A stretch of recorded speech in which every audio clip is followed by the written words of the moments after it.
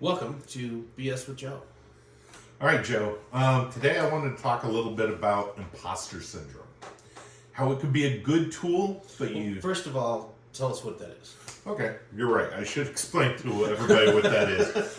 Imposter syndrome is like you believe you're Superman.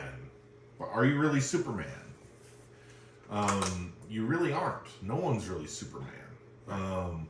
We all have these beliefs of who we are and what we are. Mm-hmm. But in reality, it's just an imposter. Right.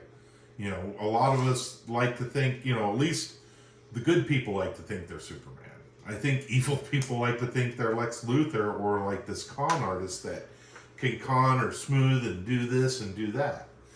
To simplify it a little bit more, it's the difference between how you see yourself and what you see in the mirror. Exactly.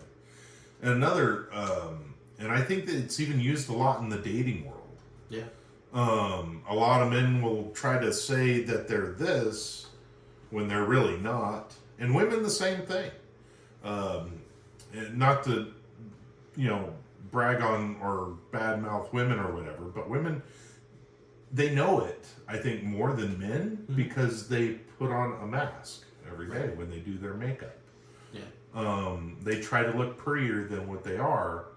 And I honestly think every individual is beautiful on their character. Like, I've seen some people that look beautiful, but you get to know them and they're a monster. It's true.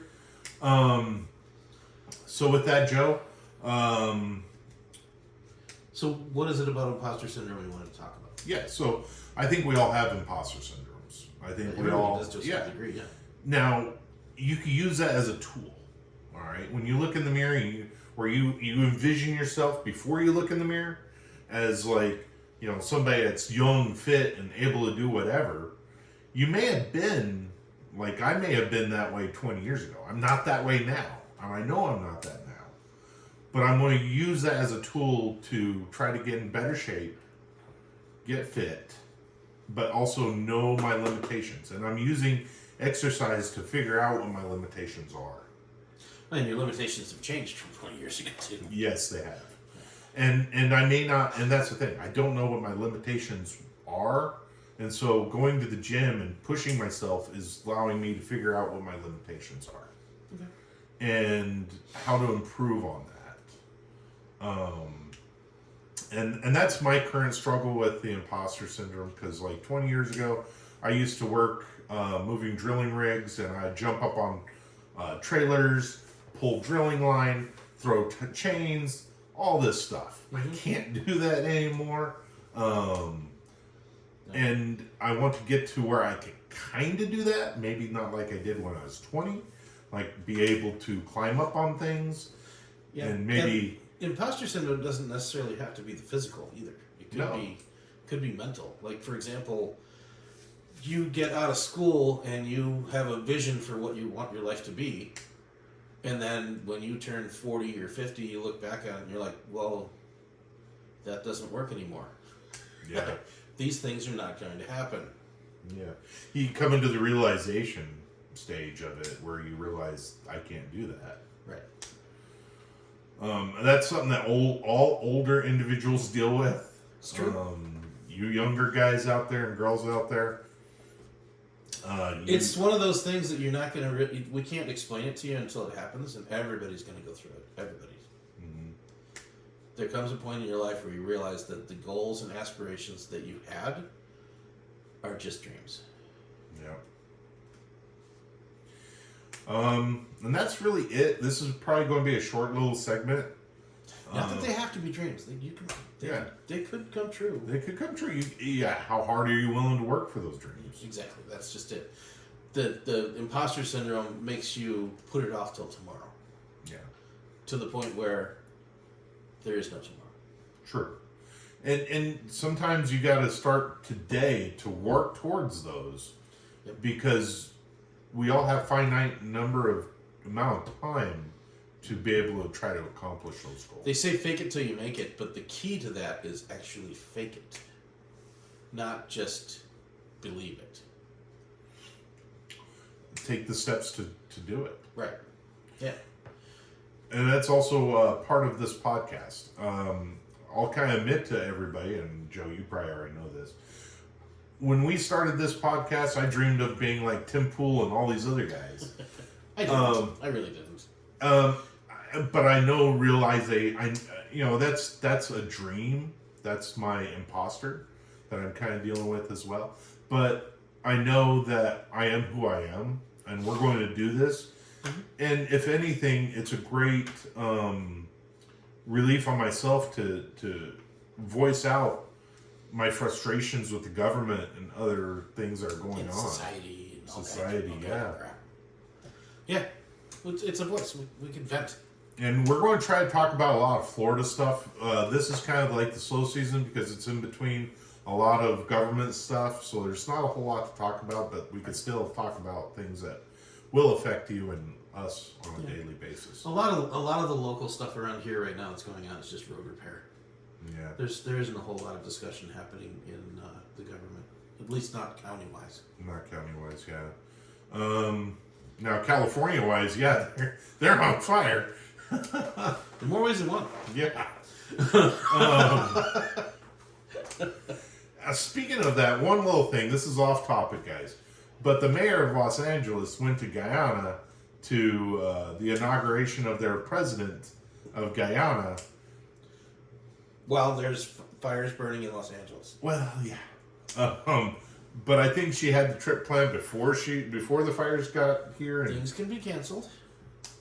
right, you could fly back right away instead of finishing it out. But my question is, she's the mayor of Los Angeles. What is going to Guyana? How is that going to help Los Angeles in any way? It's not. This is my little tinfoil. Why is a city mayor having international relations? That's it. This is why I'm going to put on my little tinfoil hat and have a little conspiracy theory on it. And I think this is what a lot of government officials do when they get into government, is they go find, I'm going to go to somewhere where I can sign a bill to have money spent somewhere, have it funneled into an NGO here in the States, and then that NGO is going to give me fundraising money for my campaigns. Yeah. Follow the money. And that's honestly one of the only reasons why I could see somebody from Los Angeles going to Guyana. Maybe she's got imposter syndrome. It could be. Or, let's go deep dive. I'm diving deeper into that rabbit hole. Guyana's got a lot of ties with the CCP. That's true. So maybe she's got some affiliation with some China executives for some futures in California. Wouldn't surprise me in California. No. And especially now since territories are changing from zone 1R to 1-3, so you can't build a residential in the Palisades, it's going to be apartments. Right. Oh, wait. What if we burned those down? Burn those down and build a factory for China for something that they want produced here, and have Chinese foreign laborers fly into California and work at the factory to supplement American workers. I have a feeling there's going to be a lot of conspiracy theories going on with these fires. Because they just don't make sense. No, none of it does. And the fact that the government of California can't figure out how to even supply water to the fire hydrants. Well, it's because they're diverting all the water to save a fish in water that and I was listening to a lot of people talk about this, and these are engineers. California, they have a great abundance of money to spend, but can't do anything. But just put this in my wallet and I'm going to spend it on what I want instead of things like they have a no I can do. They can't do anything. They need a can do. I'm going to do this. They promise the world and don't do shit. That sounds like a Democrat. Yes. So, like, the area where this fish is being saved by pumping fresh water into to prevent brackish water going into is a little bay area. Okay. So, they could dam that bay area. And make it more brackish? No, once you dam it from the ocean, Oh, fresh water is okay. going to continue there. Now you're going to have a freshwater reservoir that can be used for farms in the area. And then you could also fill the reservoir for the fire hydrants. But then you'd have to do environmental studies on the dam. They already have a perfect example. Oh, it's to save this tadpole. Yeah. It's all what government wants to do. Are they willing to do the work for the people? No. No, they want the money to put in their pockets. Right. Yeah. Reminds me of a Ronald Reagan joke from back in the day. Mm-hmm.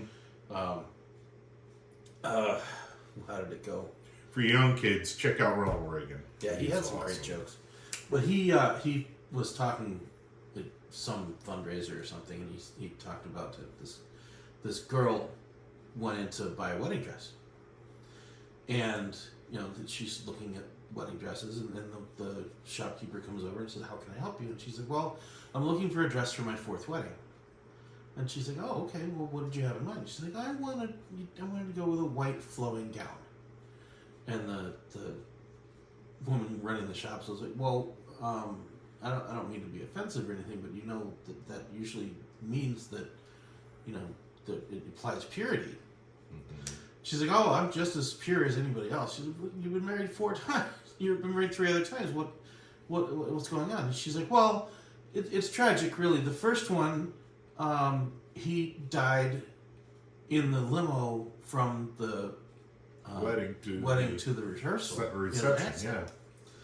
And then the second one, we made it actually to the hotel, and he had a heart attack in the bathroom. Mm-hmm. And the third one, actually was married to for quite a while, but he would just sit on the end of the bed and tell me how good it was going to be.